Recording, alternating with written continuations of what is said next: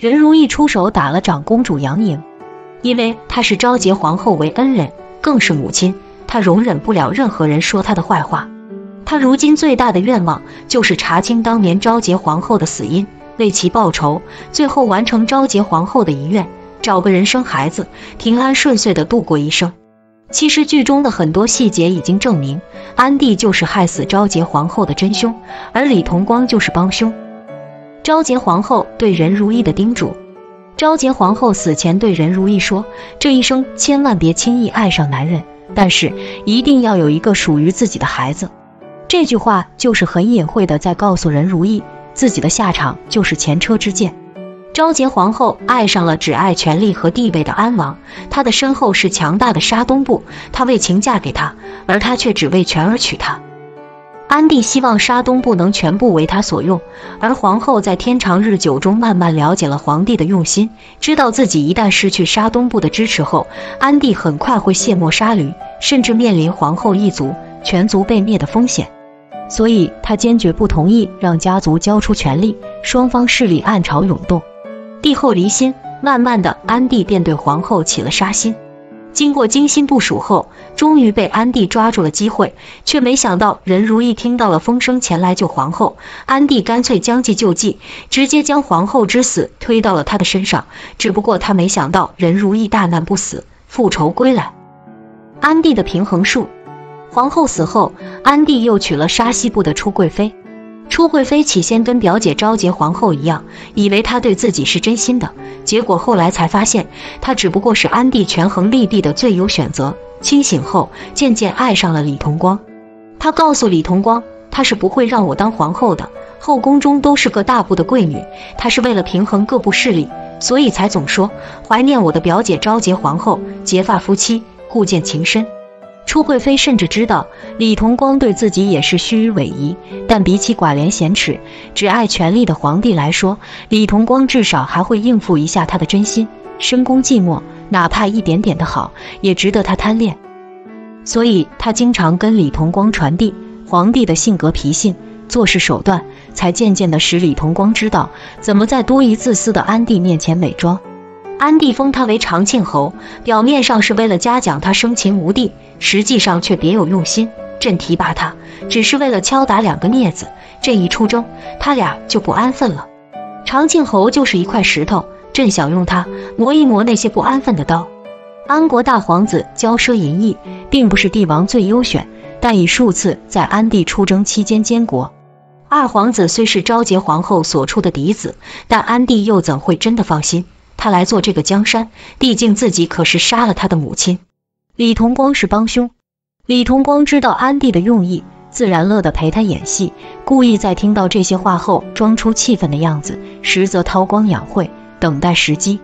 安帝用他敲打两个不安分的儿子，自以为控制住了李同光，但李同光要的是帝王之尊。他虽是安国长公主之子，却因为是长公主和面首生下的儿子而备受欺辱，身上常有血痕青肿。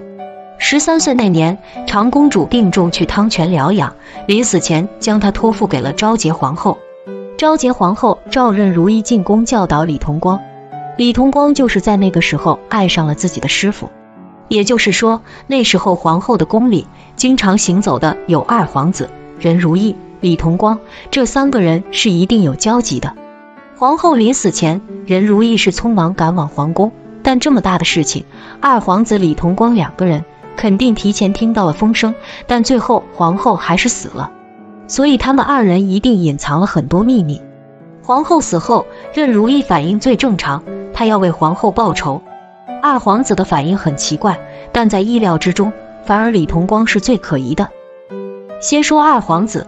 第一，他肯定不会主动去害自己的母后，通过倒推可以得出这个结论。剧中交代，皇帝把初月嫁给李同光，却不把她嫁给二皇子，是为了防止沙西部和沙东部将来联合起来反抗他。这说明皇后死后，皇帝并没有把沙东部收为己有，就是说他还没有完全掌控沙东部的能力，沙东部有他不敢动的人。这也就进一步说明，皇后死了，对他只有坏处，没有益处。表面上沙东部是站在二皇子这边，毕竟有皇后母族这层关系，但是连皇帝都不能说完全掌控得了沙东部，他一个二皇子就能轻易拿捏吗？只有皇后在，他才是最大的受益者。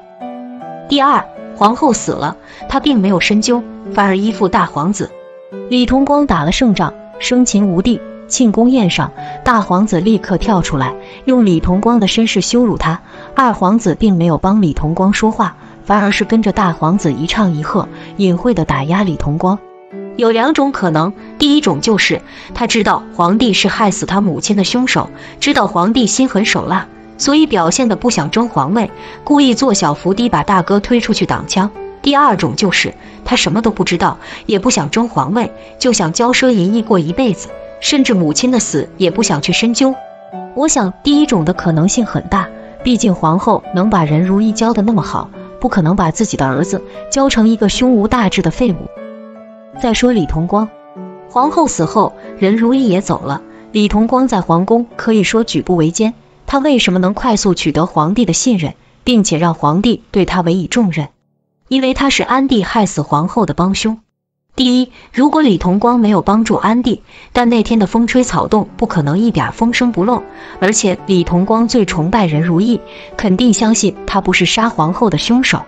第二，安帝打压两个儿子的方法有很多，人选也不一定是要是李同光，加上李同光还在皇后宫中养过这么久，应该跟皇后更亲厚一些。第三，作为任如意最关心的徒弟，安帝下令追杀任如意，命令所有人不能再提他，又怎么会放过李同光？即便碍于他是长公主的儿子，安帝不杀他，肯定也不会重用他。唯一的可能就是李同光用帮助安帝暗害皇后做投名状，让安帝重视他，并且开始重用他。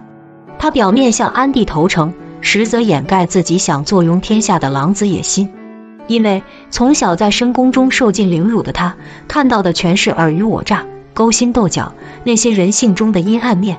所以他不相信任何人，除了任如意，任何人都可以是他利用的棋子，包括皇后、安帝、琉璃、初贵妃等等。只要他能坐拥天下，扬眉吐气，不再任人宰割，把天下人都踩在脚下，才是他最终唯一的目的。